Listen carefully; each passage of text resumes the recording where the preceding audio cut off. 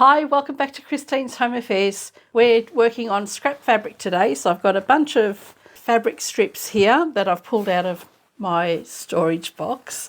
I've actually got bags and boxes of scrap fabric at the shop, at home, all over the place. So I've pulled out a few strips, and today we are going to make something with these scrap fabrics. Don't know what yet. Of course, it'll be some kind of a bag, but I think I might actually be able to get a couple of projects out of these pieces of fabric here. I've also cut a piece of Peltex. This is going to be my stabilizer for all of the fabric, and it's going to be really simple sewing to put all the fabrics onto the stabilizer. It's a non-fusible one, although you can use fusible if you want to. Once we've made a piece of fabric this big, we'll work out what we're going to do. You guys will already know what we're doing because you'll have seen the thumbnail that shows you. Come along and we'll work on this together. My fabric pieces, they were all random shapes and sizes. So what I have done is I've cut off any curved bits and straightened them up. So they are all different sizes and lengths. And what I've also done, just to add a little bit of extra length to some of the pieces, is attached an extra piece, because I want to have just nice long strips for this project. The stabilizer I'm using here, now I can't remember off the top of my head what it's called in Australia. It's the same thickness as Peltex, but this is non-fusible and it's got a really nice rigidity to it. So we're going to use this for whatever projects we're going to be making today. I'll pop details in the description as to what I'm using as soon as I find out, and I can put this on my website if you want to source it in Australia. Oh, now the size of the stabilizer that I'm using here is 34 by 91 centimetres. This is the width of the stabilizer, or 13 by 36 inches. So what my plan is to have these strips of fabric going along the diagonal, and I'm just going to sew them all together randomly. So we'll have random colours lined up on the diagonal and stitched together. Obviously some are longer than others, which will be cut to size later on. But what I'm going to do to start is start off down in this corner, find some smaller strips. This will be the edge that I'm sewing on and flipping across. So I want to make sure that I do have enough fabric to go across the entire width of the stabilizer that I'm using. So I'll just bring that in closer to the corner, find some other smaller pieces that might be useful.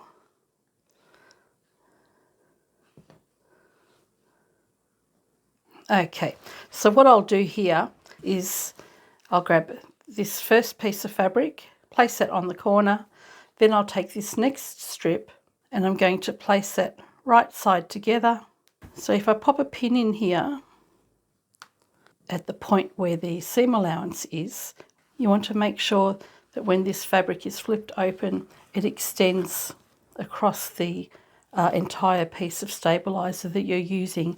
So I'll just reposition that, open it out again, and there's plenty of fabric there to go beyond that stabilizer. The first thing I'm going to do is sew straight down here. But I'll do a back stitch at the beginning and the end of each row that I do.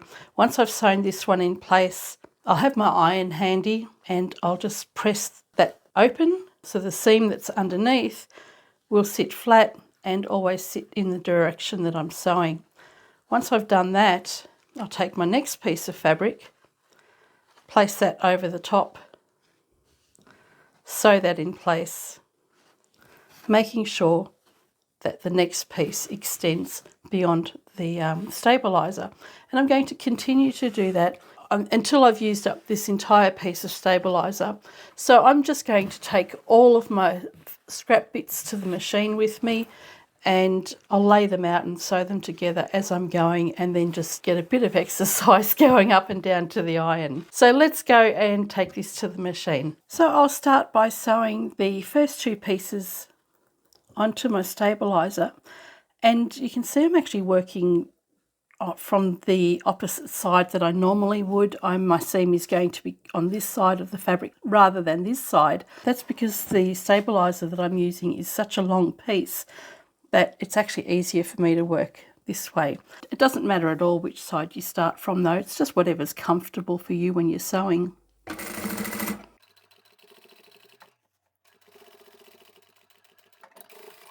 Once that's done, all you need to do is go to the iron and press that open. Because this is just a small piece, I don't really need to. I'll just finger press that in place, and then I can put my next piece of fabric down as well. I'm just going to tack this one down in the corner. Then that's not going to come back and get in my way. I'm not using any particular size seam allowance. I'm pretty much just using the edge of my foot as a guide. Not all of these pieces of fabric have been cut straight either. As I sew, it'll provide a straight line for me.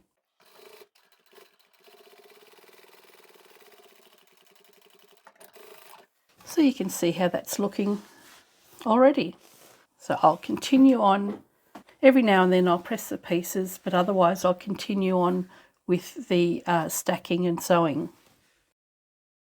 All up, this process has only taken me just over 10 minutes. What I'll do is sew on a couple of strips, then get up and go to the ironing board, press that all in place, and then I go back, do another 1 or 2 strips, back to the ironing board again, and just up and down until that whole sheet of stabiliser is been covered. And while I'm doing all of that, I'm actually thinking about the different options that I might have when the whole piece is finished. So I know I'm going to make a bag. I didn't really know what sort of bag I wanted to make. Rather than having boxed corners on the bottom of the bag, my intention was to have a curved base. You'll notice coming up in the video that I've made a bit of a mistake when working out the corners, but because I've made a mistake in cutting, we're just going to do normal boxed corners. So when you see later on the curved edges on the lining and the fabric, just ignore those. It'll all come together properly later on in the video. After all of the strips of fabric have been sewn in place, I'll then go and just roughly cut all those excess bits of fabric off just to make it a little bit easier to manage. After I've trimmed the edges, I'll take everything back to the machine. I'm going to do a row of stitching all around the outside perimeter, and that will allow the fabric to sit nicely so that I can square everything up more easily later. Once all of that has been stitched in place, I'll go back and starting on the very first strip of fabric, I'm going to do a narrow top stitch just along one edge of each of the pieces of fabric. So that just provides some nice quilting lines. It's a decorative feature and it helps stabilise all of the fabric as well. All right, now we have a usable piece of fabric. So what I've done is place 2 layers of fabric down, sewn it, flipped it, sewn it, flipped it, and iron it as I go. And the last thing I did was the top stitching. I've got several pieces that weren't quite long enough, so I've joined a couple of bits of fabric in here, along here and here. And this one here, I just didn't have enough fabric, so I've just joined another piece of fabric to the end of it. And even down in the corner here, I'd accidentally cut the fabric the wrong way and had to join another piece to it. So there's lots of joints in here, but you wouldn't know it. Okay, so now we have a serviceable piece of fabric. We're going to make a bag. I'm going to square this fabric up now, then we'll see what size we can make our bags. I'm going to use the wrong side up as my guide to square up all the fabric.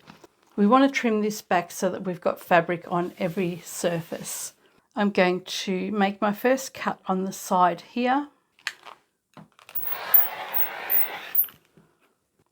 So I've got a nice straight edge along here, and I'm going to use that straight edge to help me cut a straight edge for the rest of it. If you don't have a rotary cutter and ruler, use a nice big square ruler if you've got one. Mark your edge with a pen and go up the sides, and then you can cut everything out with scissors. What I'm going to do now is use any one of these well worn out lines on my ruler here and line that up along the straight edge that I've just cut. And I want to get the most out of the fabric that I can, so I'll come as close as I can to the edge of the stabiliser, have my line along here going nice and straight along the edge of my fabric, and then I can start cutting.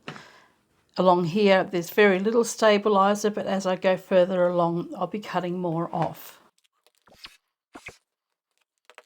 Bring your work to you, line up the straight edge that you've just cut, and continue until you get to the end. You can see I'm cutting off a little bit more. That's because I didn't cut the Peltex straight to begin with. Okay, now we have another straight edge. So again, I'll just line up any line along here. All we're doing at the moment is squaring up our piece of fabric so that we know what we have to work with. And again, I will line up my ruler along here, but I'm also going to line it up along the side. I want to try and make this as square as possible. So I've got the straight edge along here, a straight edge along here, and it looks to be 13 inches at the moment for my piece of fabric. And I'm going to do a couple of runs like this. You can actually continue this method all the way along. In fact, I will. I'll do it nice and slow, then I know I've got a nice 13-inch width to work with.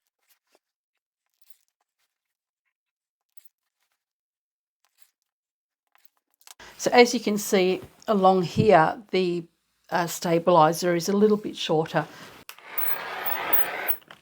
From the top down, I've cut one piece off at 10 inches, and I'm going to do the same with the next piece. Set that aside. I need to cut another 10-inch piece. I'd really like to have this inside the bag area. So what I'm going to do is cut a couple of handles first. I'm going to cut 2 handles off that will be 6 centimeters or 2.5 inches in width.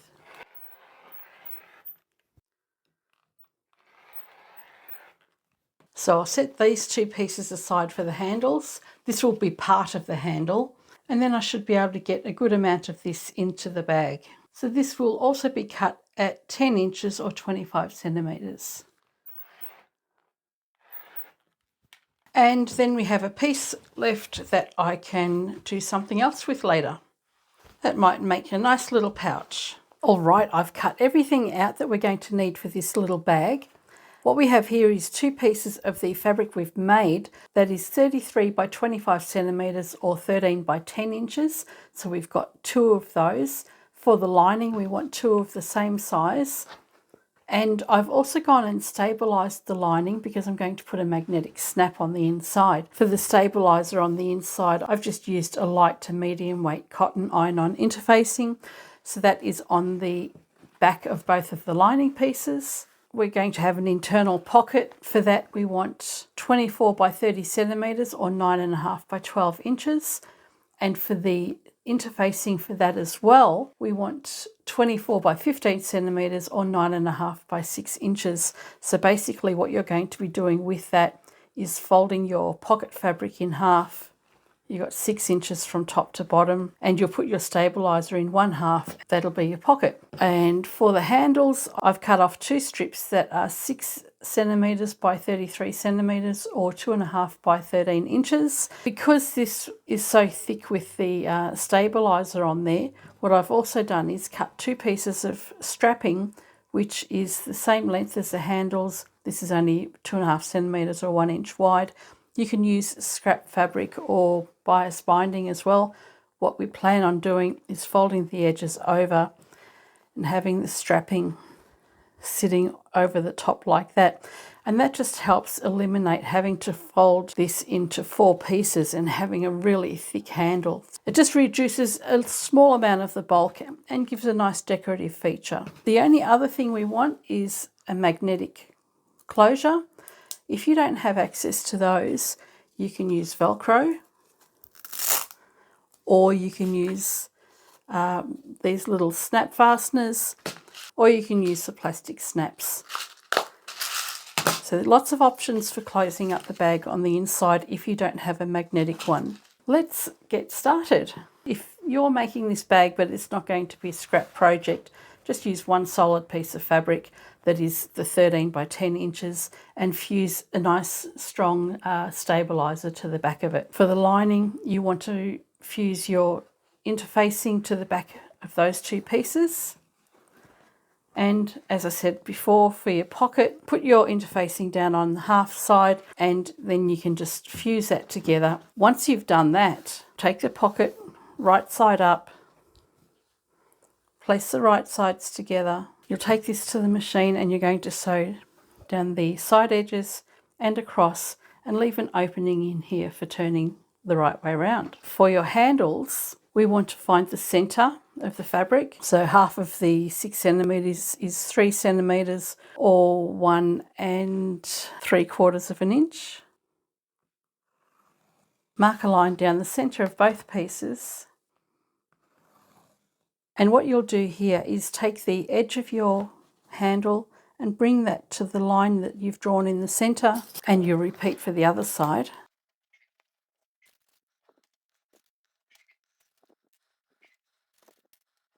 The other thing you can do if you don't want to pin or clip your fabric, run some double-sided tape right along the edge. I might mention too that I've taken these handles over to the machine and I've gone and top stitched the outside edge just to make it easier for me to fold the fabric over. So you take the paper off and then fold the fabric up to the line and repeat for the other side. This way is much quicker than using the clips and there's less chance of the fabric shifting. But if you don't have access to tape, all you need to do is clip it. And that's how your handle will look on the other side. You can do this technique either way you like. If you're just using your tape, it's easier now to run another couple of strips of tape over the top at the center, and then you can place your strapping directly over the top. So you can line that up evenly and you have just a little bit of fabric sticking out on either side. We can take this to the machine and top stitch all along the edge of the strapping on both sides. So if you don't have double-sided tape, what you can do is run the strapping straight across the top, keep it nicely lined up, and you clip all of those edges together, and then you can sew all of that down in one go as well. So it's up to you whether you clip it or tape it. I'm going to go and tape these pieces and then we can take it to the machine and sew the handles, and we'll also sew the pocket section. Okay, these are ready to go to the machine. We're going to sew down the 2 long edges of the handle fabric and we're going to close up the pocket along the sides and leave an opening. Once we've done that pocket, clip the corners on the sides and in the corner and turn it the right way around, and then you'll top stitch the folded edge only. I'm just going to be using white thread for the whole project today, but that'll make a nice decorative feature on the handles as well, providing I sew straight.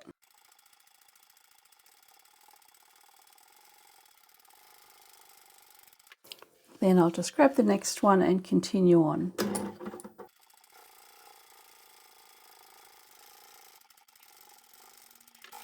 And I'll go back to where I started from and line my foot up the same distance from the edge as I did on the other side.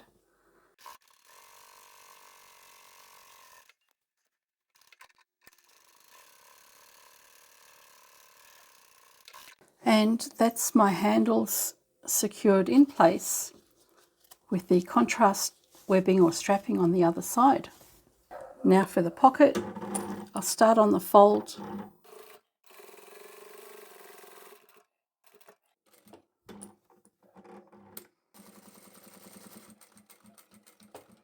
and backstitch. Move forward a little bit, backstitch again.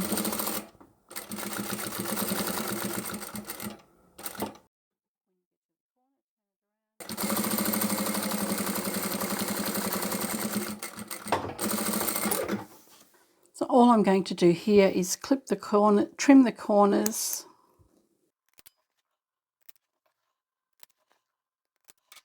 then I'll turn the pocket the right way around, make sure all the corners are sitting out nicely, and we can top stitch that folded edge.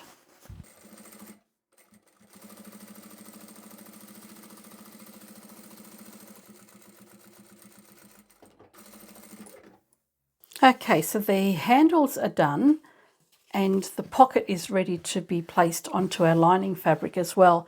Before we do any of that, we're going to take our lining fabric and our main fabric and shape our corners.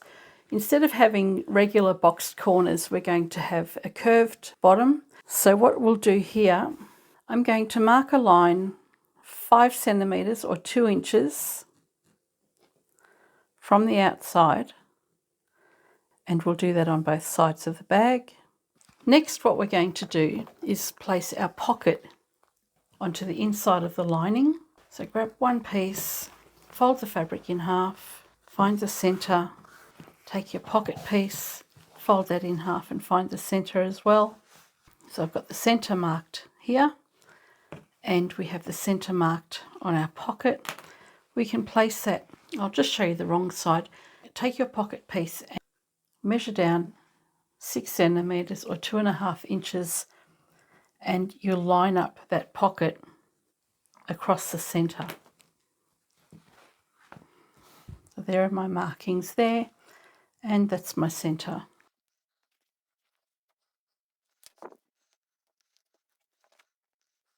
And I've got the pocket pinned in place, and all I'm going to do on the bottom edge is just fold that seam together so that it sits nice and neat, and we'll take this to the machine and we'll top stitch along the outside edge, along the bottom, which will close up that opening, and along the outside edge again. We also want to put our magnetic snap on, and this is the reason why we've stabilised the lining pieces of fabric, just so that it doesn't pull through the layers. So again, with our centre marked, we're going to make a mark at 4 centimetres. Again, that's in the centre of our fabric.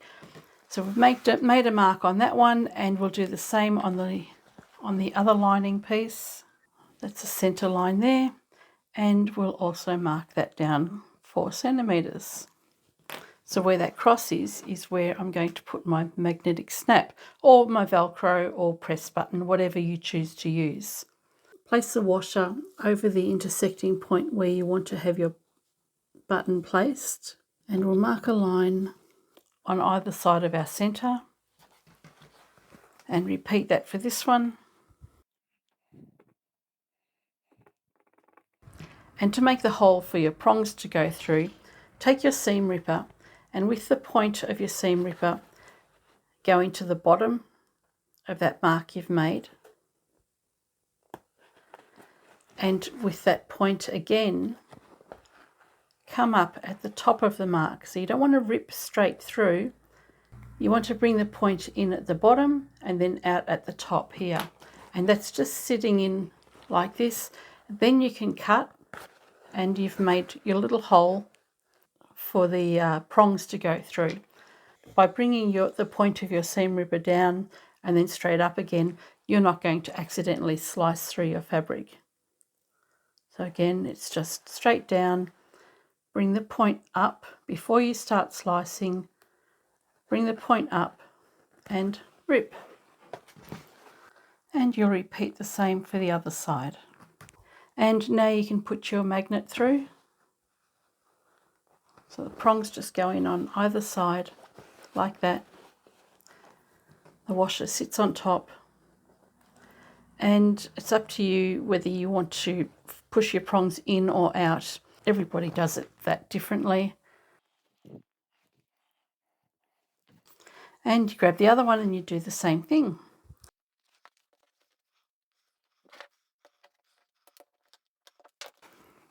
Okay, so both of our magnetic snaps are in place, and our bag will be able to close nicely.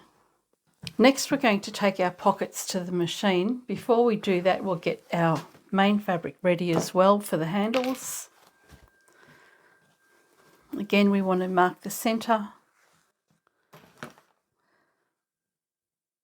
Okay, with the centre position marked on the back and front of the bag, and I've got my handles here, what I've done is I've placed the two together and just trimmed them back so they're the same size.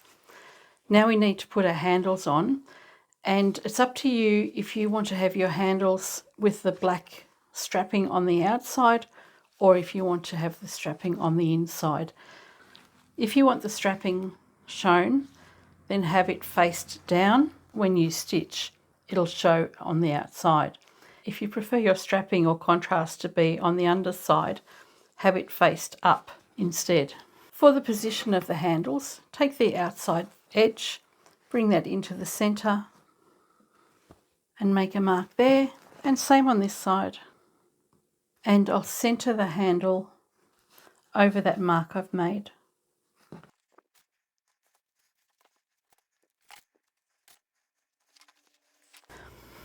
And we'll repeat for the other side. Bring it in.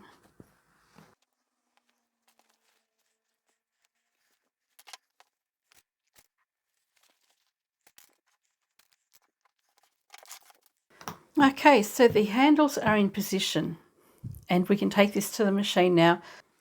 And we're just going to sew close to the top edge. It's really just to secure them in place.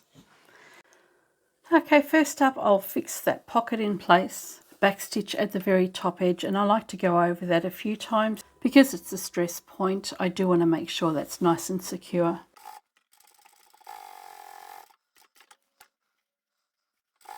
Make sure that you've got the layers of the opening lined up nicely at the bottom there.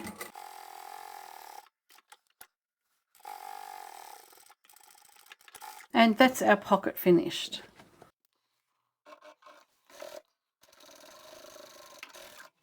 For the handles, I do like to go over those a couple of times, especially when they're as thick as these ones are.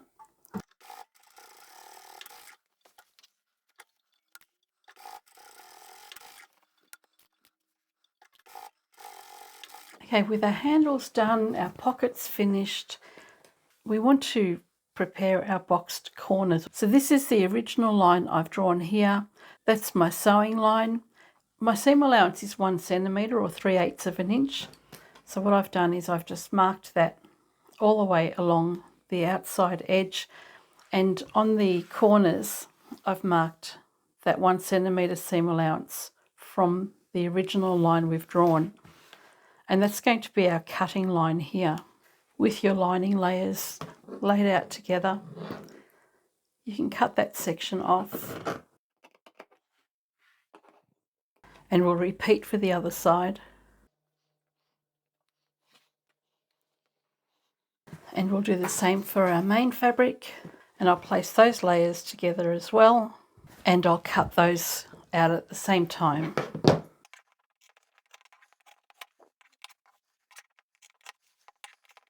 Okay, now we're going to take our back and front piece, line them up on the side, along the bottom and the other side. We'll clip those together.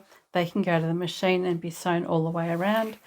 And for our lining piece, we'll do the same thing, but where I've got my stitching lines marked here, we're going to sew down the side, backstitch, stop your work here, leave an opening along the side, we'll backstitch here and finish at the end, come along the bottom and all the way along on the other side. So we're not leaving an opening at the bottom today, we're going to leave our opening along one of the sides of the lining.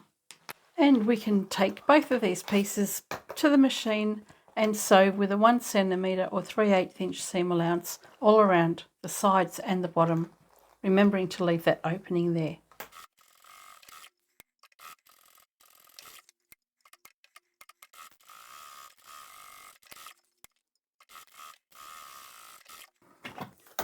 And we'll do the same for the main.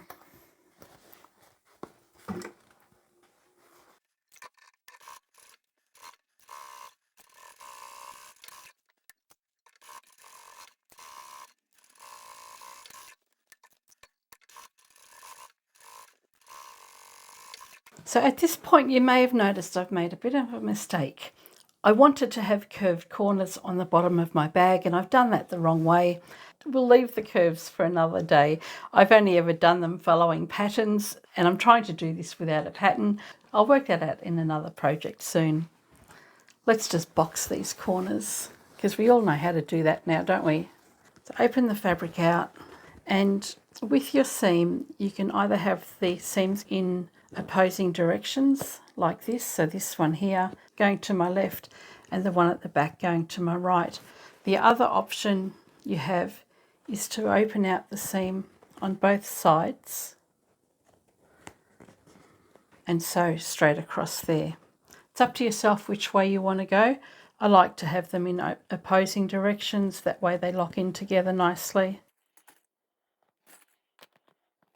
Repeat that for the other side, and we'll also repeat this for the lining. If you choose to have your seams going in opposing directions, then this seam here, which is now facing my right, needs to continue on and head toward the right, and the one behind will now go toward the left.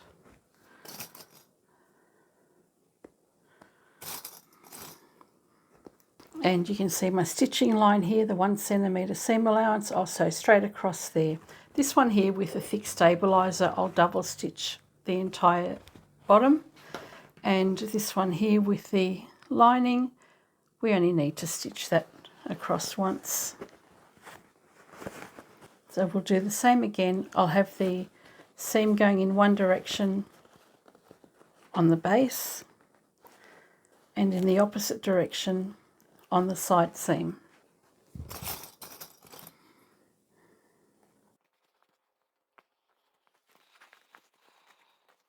And follow that seam along.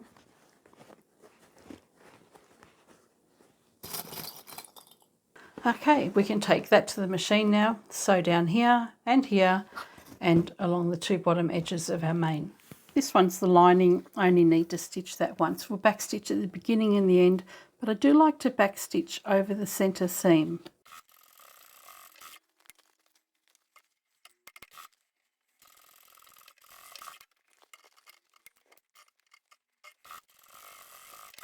As I said, I'll go over the main fabric again.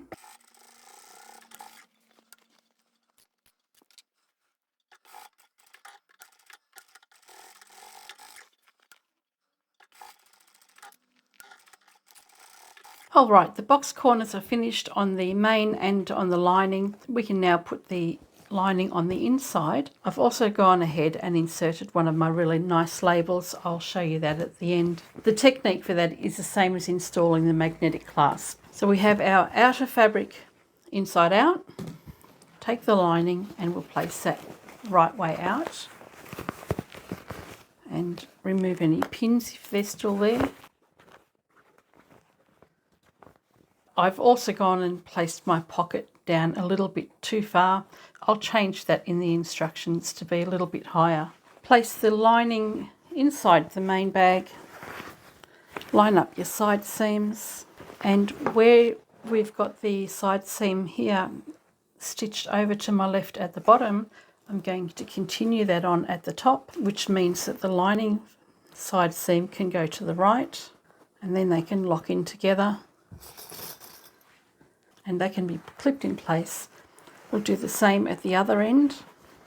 So I've got the side seam going to my right, push the outer seam to the right and the lining seam to the left.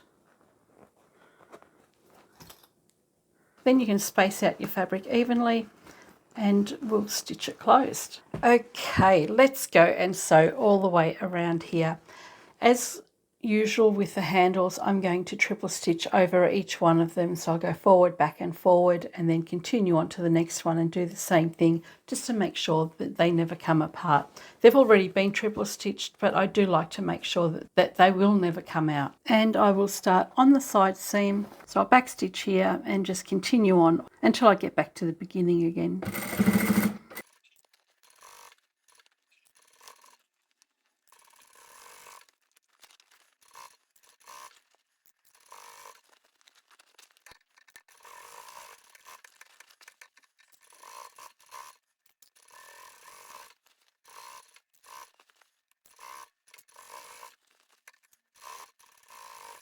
Okay, we've got everything sewn together. Find the opening in your lining and we can bring the bag through that opening. I think I need to open that out a little bit more. I didn't quite leave enough room. See how I go.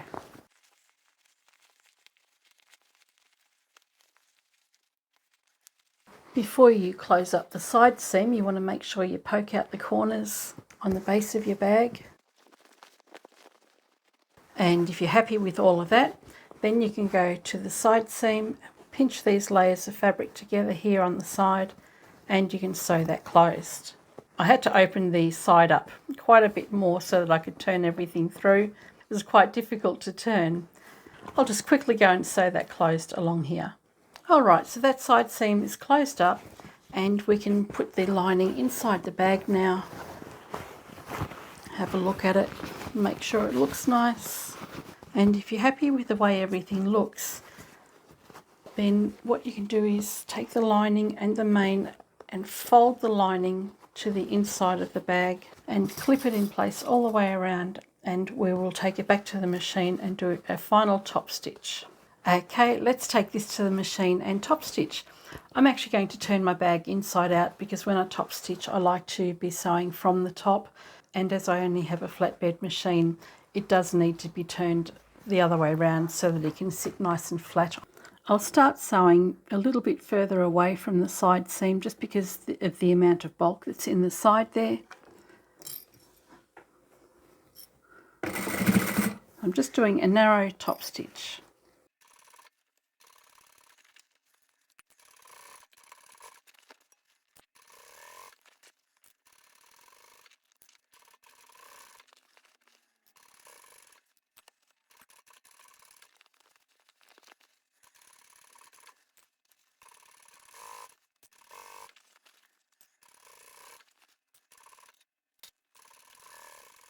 And there we have our finished bag. If you like girly colours, this is absolutely adorable. I'm not really much into pretty things. So the label says Christine made it. It's just one of my brushed metal labels that I use. Magnetic clasp on the inside. You can see the added strength in the handles here, which also made it easier to actually sew the handles without having so much bulk from all that pellin that we had in the fabric.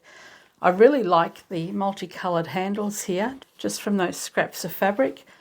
And the pocket, we've got plenty of room in the pocket there to put a fairly decent sized phone, and heaps of room on the inside as well. If you wanted to, you could actually stitch straight down the centre of the pocket and you can have two little dividers there. I think it's fine as is. And then that metal closure. What a fun little bag. Isn't that bag absolutely adorable? I just love it. The colours are really pretty.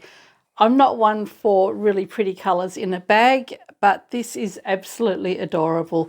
So we've got the magnetic snap on the inside there. You can see the contrast with the handles on the inside. That gave it a little bit of extra stability, as well as not having to sew through all of those extra layers of the stabilizer.